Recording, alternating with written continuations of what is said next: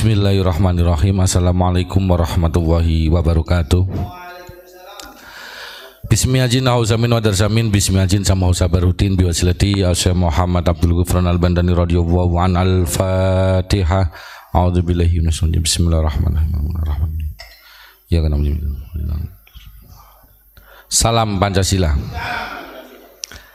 Baik, malam ini saya akan membahas sejarah ulama Nusantara yang berasal dari Sumatera, yakni tempatnya di Sumatera Barat.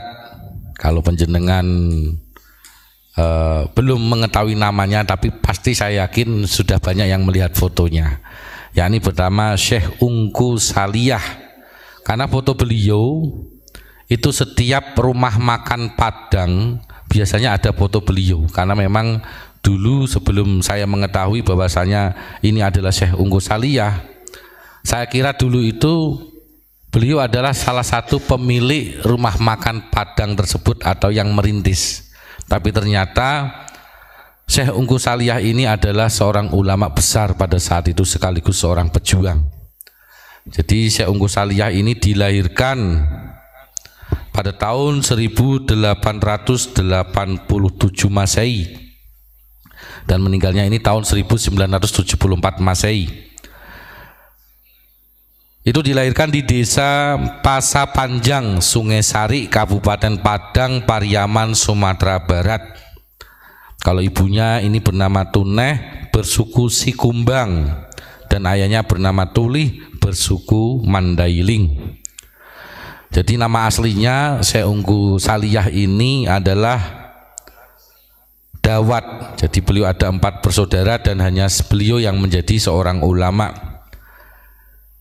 Mulai umur 15 tahun, jadi tahun 1902 Masehi, umur 15 tahun beliau mengaji kepada Syekh Muhammad Yatim, Tuangku Mudiak, Padang di Surau Kalampayan, Ampalu Tinggi.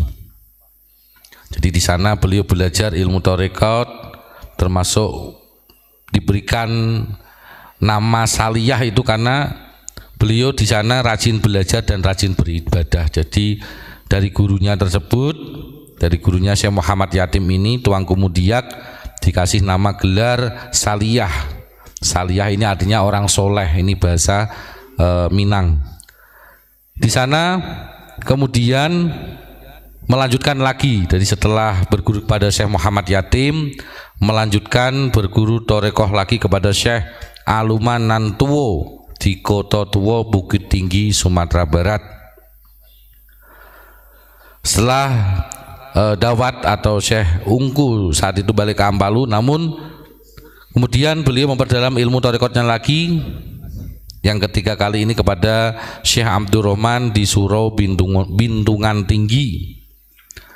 Jadi kalau dari sanad silsilah tadi yang kami sampaikan semuanya ulama Nusantara ya. Jadi tidak ada guru atau ilmu, sanad ilmu dan sanad guru dari golongan klan Ba'alawi. Karena kemarin ada beberapa dari Habib yang mengatakan bahwasanya sanad ilmu, sanad guru ulama Nusantara itu dari Habib Yahudi. Ini jelas salah sekali. Ini salah satu bukti yang saya bahas setiap hari ulama Nusantara. Semua sanad ilmu pasti akan nyambung kepada ulama Nusantara, dan yang mana torekonya ini juga nyambung sampai nanti kepada Syekh Abdul Rauf Singkil dan bahkan sampai kepada Syekh Hamzah Fansuri.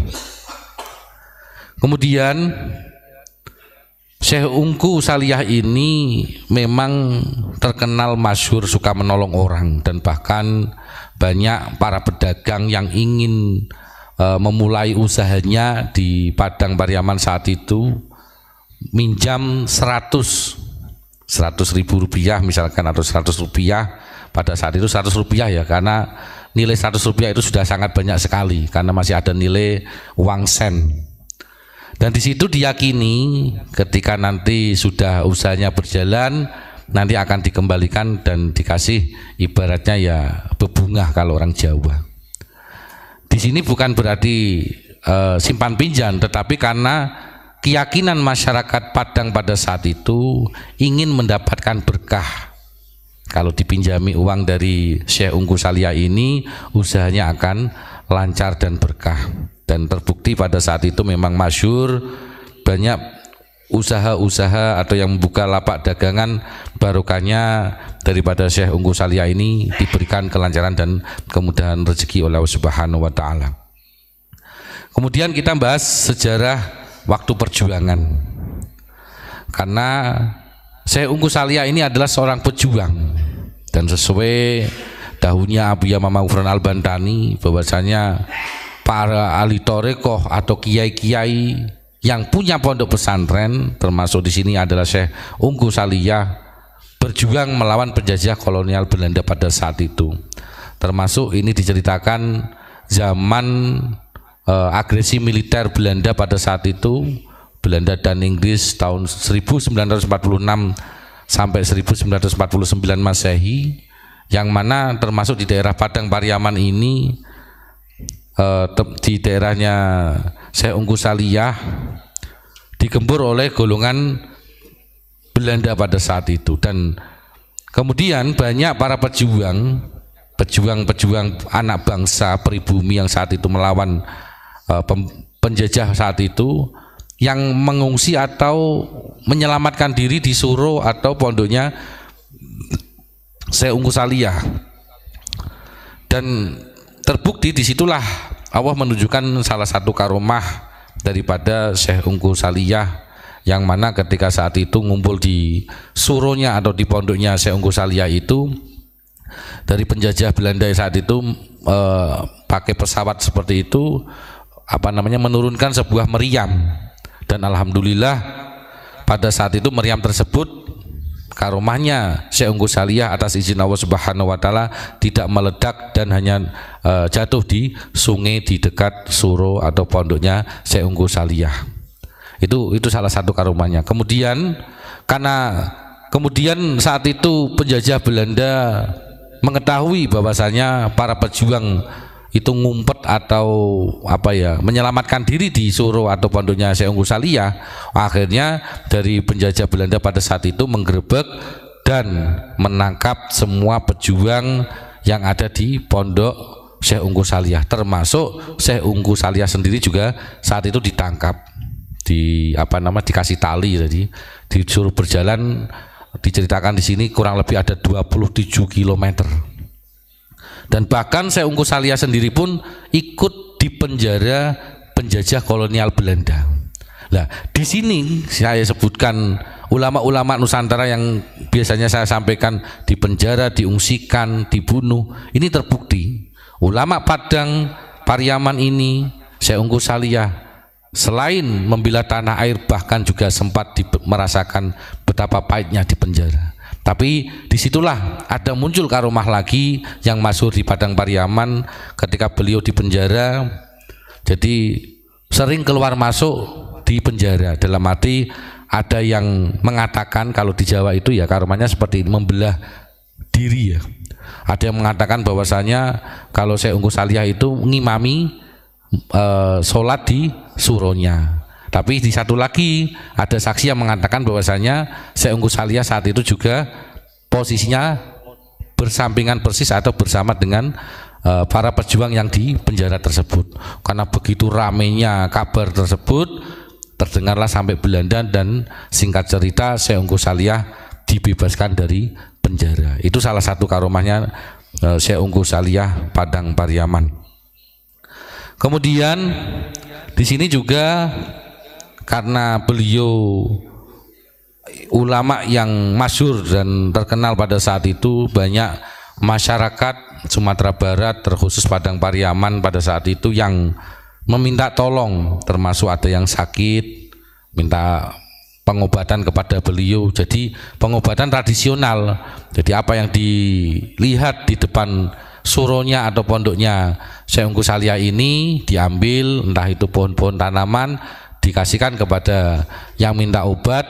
Alhamdulillah atas izin Allah Subhanahu wa taala bisa sembuh. Dan disitulah kabar semakin ramai dan akhirnya Syekh Unggu Saliyah ini banyak tamu yang berdatangan, entah yang konsultasi masalah pekerjaan, rumah tangga, ekonomi, pokoknya semua banyak yang berkonsultasi kepada beliau.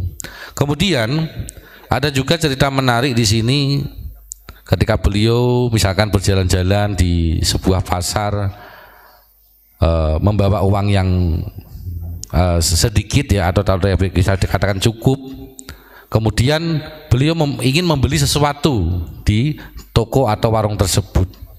Ketika warung tersebut dia mau beli, beliau mau membeli barang-barang, kemudian uangnya kurang dan penjualnya tidak mengasihkan barang tersebut kepada Syekh Unggul Saliyah, maka bisa dipastikan saat itu masyhur ceritanya ini, seharian jualnya tidak akan pernah laku. Tetapi sebaliknya, ketika Syekh Unggul Saliyah ingin membeli sesuatu barang dan uangnya kurang, tetapi penjual tersebut mau memberikan barang tersebut, akhirnya Allah memberikan suatu jawaban dan balasan nyata atas doa dari Syekh Unggul Saliyah. Kemudian penjual yang memberikan barang dagangan tersebut akhirnya langsung segera laris manis dan mendapatkan untung yang besar. Karena masyhurnya cerita di daerah Padang Pariaman akhirnya tersebar luas, dan kemudian ketika beliau meninggal pada tahun 1974 Masehi, mulailah foto-foto daripada Syekh Unggul Saliyah ini dipasang terkhusus dari orang-orang Minang atau Padang Pariaman ini di rumah makan Padang, karena diyakini ketika memasang foto daripada Syekh Unggul Saliyah ini, mereka yakin bahwasanya usaha rumah makan Padang tersebut akan diberikan kelancaran, kesuksesan dan kemudahan rezeki oleh Allah Subhanahu wa taala, barokahnya Syekh Unggul Saliyah. Karena kalau di Jawa itu kan ada filosofi kalau Padang itu pandai berdagang, makanya banyak rumah makan Padang bisa dipastikan, dan banyak memang setiap rumah makan Padang ada foto Syekh Unggul Saliyah. Mungkin sementara itu dulu, semoga kita mendapatkan keberkahan daripada Syekh Unggul Saliyah beserta keluarganya dan murid-muridnya, muwahhibinnya Syekh Unggul Saliyah, dan ulama-ulama Sumatera Barat, terkhusus untuk semua yang ada ulama di Nusantara. Mari kita kirim doa Fatihah untuk seluruh ulama Nusantara. Biwasilati Syekh Muhammad Abdul Ghufran Al-Bandani radhiyallahu an. Al-Fatihah. A'udzubillahi minasyaitonir rajim. Bismillahirrahmanirrahim. Salam Pancasila. Wabillahi taufiq wal hidayah. Wassalamualaikum warahmatullahi wabarakatuh.